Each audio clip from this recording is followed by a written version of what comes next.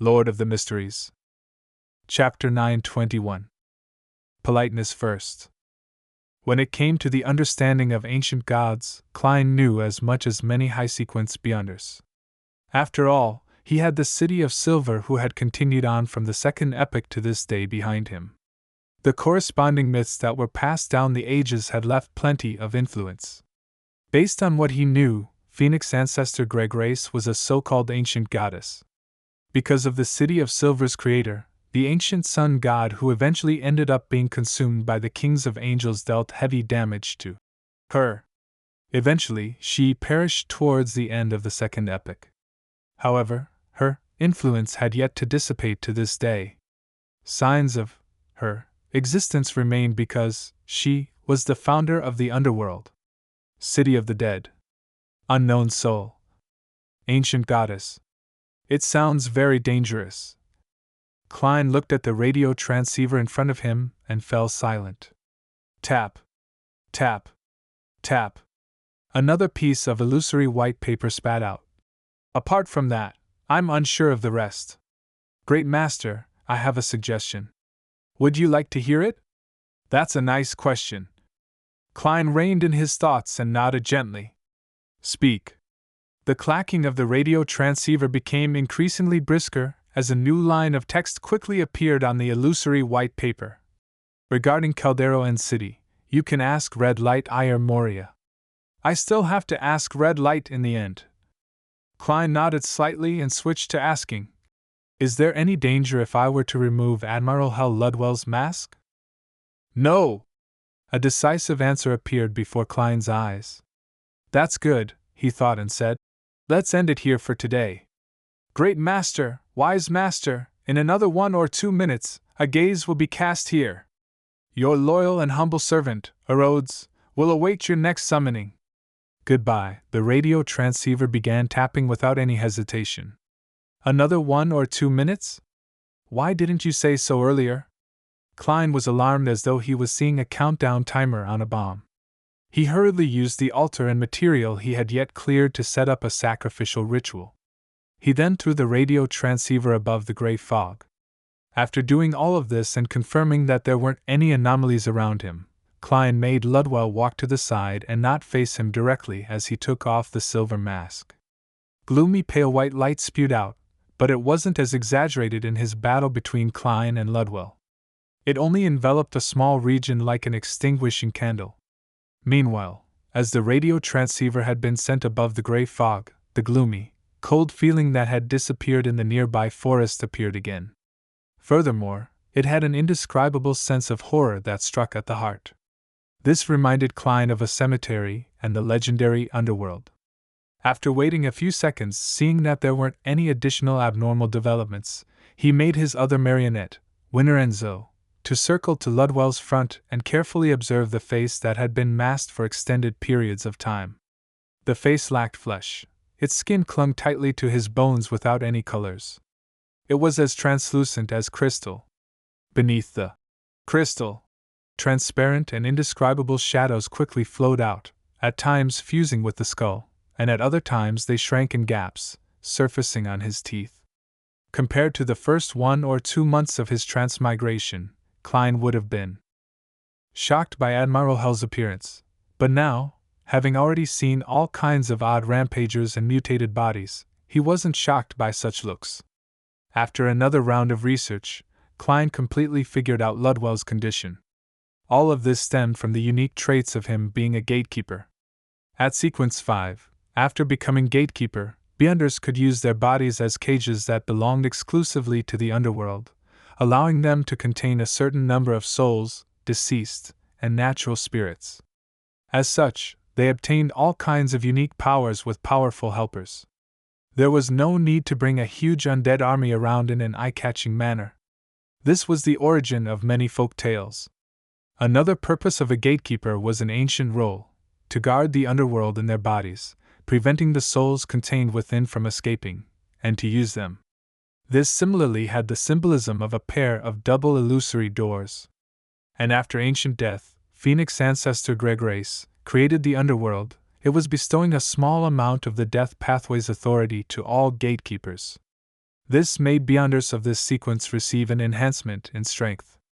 The reason why Ludwell kept wearing the mask was because he had contained a powerful underworld creature in him. On the one hand, this creature could be used by him, and on the other hand, it was eroding his body, turning him into a half-human, half-dead existence. At the same time, ultimately, this creature was innately connected to the underworld. It was attempting to open the door and return. This was a combination of a gatekeeper's own powers and authority, and with the augmentation from Death's Ring, it allowed Admiral Hal Ludwell to enlarge the door to the underworld, allowing him to steer the Black Tulip directly inside. Half-human and half-dead form. No wonder Ludwell dares to enter the underworld. A real living person probably can't survive a second inside. Yes, that underworld creature gives his body some traits of a dead soul, allowing him to extract the spirit bodies of others remotely. I had suffered from that back then. Klein thought in enlightenment as he made Ludwell wear the silver mask again. The mask's purpose was to placate the soul. It allowed the underworld creature in Ludwell's body to be in a relatively calm state most of the time. After resolving his puzzlement, Klein cast his gaze back onto the altar. He wanted to attempt to contact one of the spirit world's 7 lights. In this aspect, there were special secret deed rituals and the corresponding spirit channeling ritual he could choose from. After some consideration, Klein chose the latter. This was because a secret deed ritual required him to open up his mind and spirit, allowing the targeted existence to make contact and thus obtain certain knowledge, strength, help, and a spiritual experience. This also meant that his body's thoughts and secrets were open to that existence. And through the spirit channeling ritual, there were 2 types: direct communication and praying for a soul fall. As the spirit world's 7 lights were extremely lofty existences, Klein couldn't guarantee a response based on the ritual's request. Therefore, although he wished to communicate remotely via spirit channeling, he had to make preparations for a soul fall to show his sincerity. Lighting 3 candles and dripping liquids like mint essential oil, Klein specially took out a paper figurine and placed it on the altar for the vessel for the soul fall. If there wasn't anything similar, the supplicating target would so fall onto him, just like how Danitz had requested Vice Admiral Iceberg Edwina's soul fall back then. There were also 2 scenarios. First, the possessed body would lose all their senses, and they would have the corresponding existence control a certain part of their body so as to facilitate providing a question and answer. The simplest example was one using the mouth to speak while the other controlled a hand to write. Klein quickly completed the first part of the ritual before he took a step back, opened his mouth, and chanted in ancient Hermes. I summon in my name. I pray to communicate with the inextinguishable light of the spirit world, the embodiment of infinite knowledge, the Red who wields authority and will.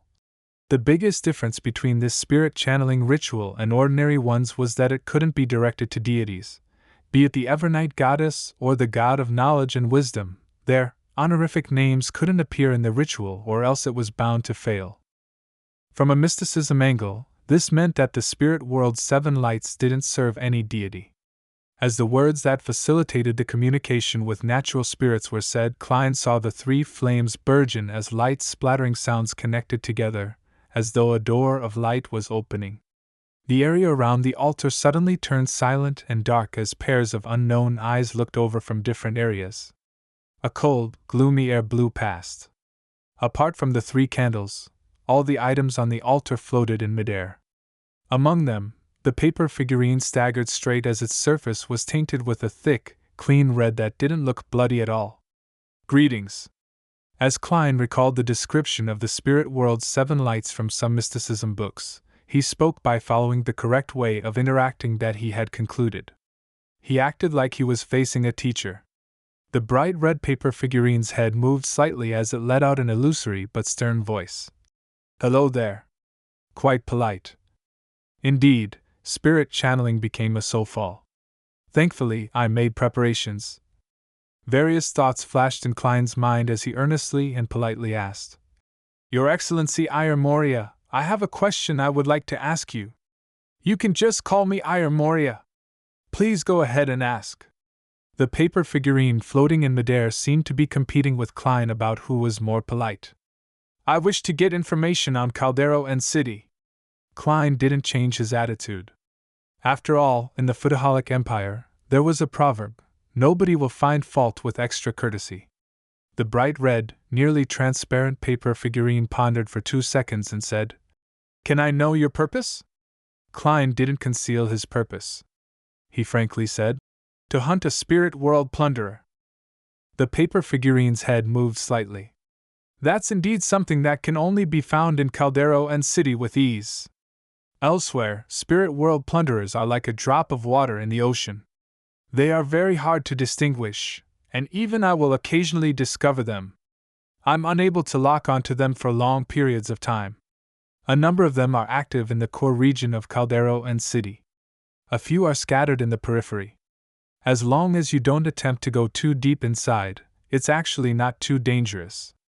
Unfortunately, due to special reasons, us 7 lights are prohibited from entering. Otherwise, we could still provide you with some actual help. That's formerly the divine kingdom of the ancient goddess, Gregrace? Klein's heart settled down as he asked, as a form of confirming the answers. The bright red paper figurine said, Yes, the ancient death wished to revive herself using this city of the dead, but she failed completely. The authority was taken by Balaam's death. However, this also makes Caldero and City more dangerous because the setup left by the ancient goddess underwent an anomaly after the failure. As for what it has turned into, I'm not too sure. Is that so? Klein nodded indiscernibly. He raised a few questions about other matters and received a rather satisfactory answer. Byam. Outside a house near the harbor. Alger and Catlil were patiently waiting for the people inside to finish their dinner.